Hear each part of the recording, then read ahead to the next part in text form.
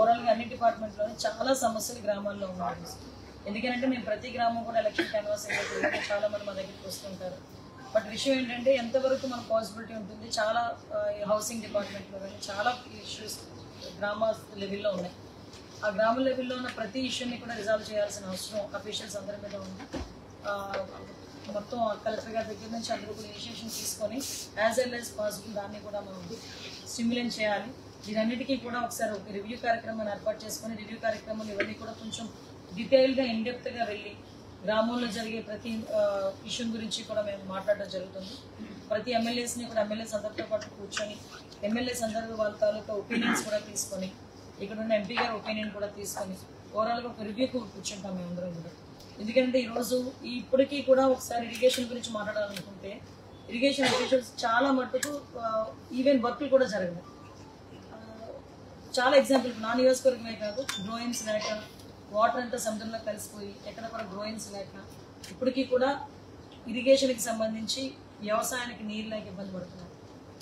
ఉదయం వచ్చేటప్పుడు వ్యవసాయానికి సంబంధించిన విత్తనాలు అన్నీ వచ్చేసింది మేడం, మేము డిస్ట్రిబ్యూట్ చేస్తామని చెప్పారు. ఓకే, బాగానే ఉంది, కానీ వాటర్ ఎక్కడి నుంచి వచ్చింది, వాటర్ మనం ఎలా రిస్టోర్ చేసాం? సో ఇలాంటి చిన్న చిన్న ఇష్యూస్ అన్నీ ఉన్నాయి. ఆ ఇష్యూస్ అన్నింటినీ కూడా రిస్టోర్ చేసుకోవాలి. ఒకటేంటంటే ఫస్ట్ డే నుంచే మేమైతే చాలా క్లియర్గా అఫీషియల్స్ అందరితో పాటు కోఆపరేటివ్గా వెళ్దామనే ఉద్దేశంతోనే మేము ఉన్నాం. అదేవిధంగా అఫీషియల్స్ అందరూ కూడా మాతో కోఆపరేటివ్గా ఉండాలని కోరుకుంటున్నాం. ఇందులోని నేను ఒకటే కోరుకుంటానండి, అఫీషియల్స్కి రాజకీయాలు అవసరం లేదు, ఎట్టి పరిస్థితులు రాజకీయాలు అవసరం లేదు. కాబట్టి గవర్నమెంట్కి అనుగుణంగా మీ పని మీరు చేసుకుంటే అందరికీ కూడా ఇబ్బంది ఉండదు అన్నదైతే నా దృక్పథం. దాన్ని బేస్ చేసుకుని మేము అందరం కూడా ముందుకెళ్తాం. అట్ ద సేమ్ టైం చాలామంది పోలీస్ వ్యవస్థకు సంబంధించి కూడా మనం చూసుకుంటే గంజాయి స్మగ్లింగ్ అన్నది చాలా హెవీగా జరుగుతుంది. ముఖ్యంగా గంజాయి రాష్ట్రంలో ఎక్కడైనా దొరికింది అంటే దానికి మూలం ఎక్కడ దొరుకుతుంది అంటే మళ్ళీ మన విశాఖ జిల్లా వైపు వేరు చూపించే పరిస్థితి వచ్చింది. ఈరోజు అరకు పాడేరు నుంచి కానీ నర్సీపట్నం నుంచి కానీ గంజాయి అన్నది ఎక్కువగా రవాణా అవుతుంది అన్నది చాలా ఎక్కువగా జరుగుతుంది. సో దాని మీద మేజర్గా రేపు పొద్దున్న మేము బాధ్యతలు తీసుకున్న తర్వాత కూడా ఎస్పీ గారి దగ్గర నుంచి ఐజీలతో డిఐజీలతో అందరితో కూడా కూర్చొని దాని మీద ఒక స్పెషల్ డ్రైవ్ కూడా ఏర్పాటు చేసుకుని వాళ్ళకి ఒక టాస్క్ ఇచ్చి దాన్ని కూడా కంట్రోల్ చేసే పరిస్థితి తీసుకురావాలని మేము అనుకుంటున్నాం. అన్ని స్టిమ్యులేట్ అవుతాయి. కాకపోతే నేను ఒకటే కోరుకుంటున్నా, కొంత టైం ఇవ్వండి, బ్రీతింగ్ స్పేస్ ఇవ్వండి. అన్నీ కూడా ఒక 15 days to 1 month అన్నీ కూడా స్ట్రీమ్ లైన్లోకి వస్తాయి. డెఫినెట్గా డిపార్ట్మెంట్ వాళ్ళు కూడా అందరూ కూడా సహకరించాలి. ఒకటి మాత్రం చెప్తున్నానండి, మళ్ళీ చెప్తున్నా, ఇంతకు ముందులాగా ఎవరో ఫోన్ చేస్తే కేసు పెట్టమండి, ఎవరో ఫోన్ చేస్తే కౌంటర్ కేసు పెట్టమండి, ఇవన్నీ వద్దు. చూద్దాం, అన్నీ కూడా స్టిమ్యులేట్ చేసుకొని ఒకటి జాగ్రత్తగా చేసుకుందాం. దానికి పత్రికా విలేకరులుగా మీరు కానీ ఎవరైనా అందరూ కూడా సహకరించండి. మీకు కూడా ఒకటి చెప్తున్నా, ఎక్కడో ఏదో సోషల్ మీడియాలో 1,00,000 రాస్తుంటాడు. నేను సీఎం రమేష్ గారు కూడా అదే చెప్పారు, 1,00,000 రాస్తుంటారు సోషల్ మీడియాలో. అవన్నీ నిజం అనుకుని మీరు మాత్రం పేపర్లో వేయండి. ఒక్కసారి మమ్మల్ని ఒకసారి చెక్ చేసుకోండి, రీచెక్ చేసుకోండి ఒకసారి. ఎందుకంటే మళ్ళీ ఇంకొకటి కూడా చెప్తున్నానండి, పోలీస్ డిపార్ట్మెంట్ వాళ్ళకి కూడా ఈ సోషల్ మీడియాకి సంబంధించి ఇష్యూస్ని ఎలా టేకప్ చేయాలి అంటే సోషల్ మీడియాలో కొంచెం అబ్యూజింగ్ వర్డ్స్తో చాలామంది పెడుతూ ఉంటారు, వాటి మీద కూడా ఎలా చేయాలన్నది నేను తర్వాత రివ్యూస్ అన్ని మాట్లాడుకున్న తర్వాత మీకు ఒకసారి డిస్కస్ చేస్తాను. మేడం, మహిళలకు సంబంధించి ఎలాంటి ఉత్తరాంధ్రకు సంబంధించి ఎలాంటి చర్యలు తీసుకోబోతున్నారు మహిళలకు వచ్చినటువంటి చట్టాల మీద? యాక్చువల్గా దిశ చట్టం అని చెప్పారు. ఆ దిశ చట్టం అసలు చట్టమే లేదన్న సంగతి లాస్ట్ డీజీపీ కూడా మనకు చెప్పడం జరిగింది. హోమ్ మినిస్టర్ కూడా లాస్ట్లో ఒప్పుకున్నారు, ఆవిడ కూడా ఒప్పుకున్నారు. దిశ అన్నది చట్టబద్ధత కల్పించలేదు అని. నేను మొన్న రీసెంట్గా నేను ఎంక్వైరీ చేసుకుంటే అది కూడా పార్లమెంట్ లెవెల్లో ఉండి అది బ్యాక్ వచ్చేసింది ఢిల్లీ లెవెల్ నుంచి అని చెప్పారు. దాన్ని ఏ విధంగా చేయొచ్చా చేయకూడదు, అందులో అంటే 5 సంవత్సరాలు అది చేయడం అవ్వలేదు అనుకుంటే దాని టెక్నికల్గా ఎక్కడో ఒక ఇష్యూ ఉండే ఉంటుంది. ఆ ఇష్యూని రిజాల్వ్ చేయడం అవుతుందా లేదా అన్నది ఒకటైతే ఇప్పటికీ కూడా డెఫినెట్గా వర్క్ చేయాలి అనుకుంటే పోక్సో యాక్ట్ కానీ నిర్భయ యాక్ట్ కానీ ఇలాంటి యాక్ట్స్ ఉన్నాయి.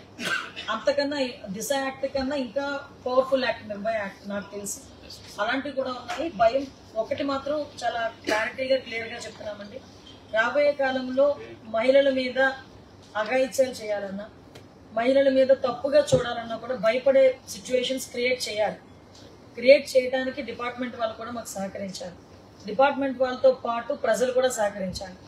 ఎందుకంటే ఎవడో ఏదో చేస్తాడు మళ్ళీ మా దగ్గరికి వచ్చి రికమెండ్ చేస్తారు.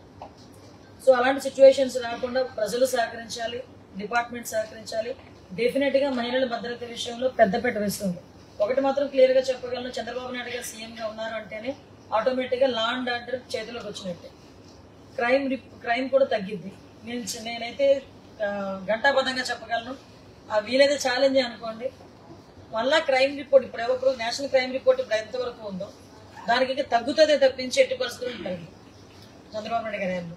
లాస్ట్ టైం చూసుకుంటే క్రైమ్ రిపోర్ట్స్ మేము అందరూ నేషనల్ క్రైమ్ రిపోర్ట్స్ చూసుకున్నా కూడా మహిళలు మిస్సింగ్ కేసు నాకు మొన్న నేను ఇంకా జస్ట్ ప్రమాణ స్వీకారం చేసి నాకు అలాట్ చేశారు అంతే, హోమ్ డిపార్ట్మెంట్ అలాట్ చేశారు. చాలా ఫోన్లు వచ్చినాయి నాకు, మెసేజ్లు. నిజంగా నేను ఆ వాట్సాప్ చూస్తే కనుక ఒకసారి కూర్చొని మొత్తం చూడాలి. బేసికల్గా ఒక అతను యుఎస్ లో ఉంటాడు, వాళ్ళ అమ్మాయి తప్పిపోయింది వైజాగ్ లో, కేసు పెట్టాము, ఈ రోజు వరకు కేసు మాకు ఫైల్ చేయలేదు అని చెప్పారు. అంటే మే 14th సంథింగ్ ఎప్పుడు అమ్మాయి మిస్ అయిందని చెప్పి డేట్ కూడా చెప్పారు. అంటే అలాంటి కేసులు అతను ఒక మాట అన్నాడు నాతో, మా అమ్మాయి బతికిందో చనిపోయిందో మాకు తెలియదండి, కానీ మా అమ్మాయి పరిస్థితి వేరే అమ్మాయికి రాకూడదు, కొంచెం దాని మీద యాక్షన్ తీసుకోండి మేడం అని చెప్పి తను అక్కడ నుంచి నాకు ఫోన్ చేశారు. సో నేను ఒకసారి రేపు మళ్ళీ తర్వాత కూడా కేసు డీటెయిల్స్ కూడా ఇచ్చేవి, నేను డెఫినెట్ గా అక్కడ సిపి గారితో ఒకసారి మాట్లాడతాను. అంటే ఇలాంటి సిచ్యువేషన్స్ ఉన్నాయని చెప్పడానికి ఒక ఎగ్జాంపుల్ చెప్తాను. సో డెఫినెట్ గా మేము దాని మీద చర్యలు తీసుకుంటాం.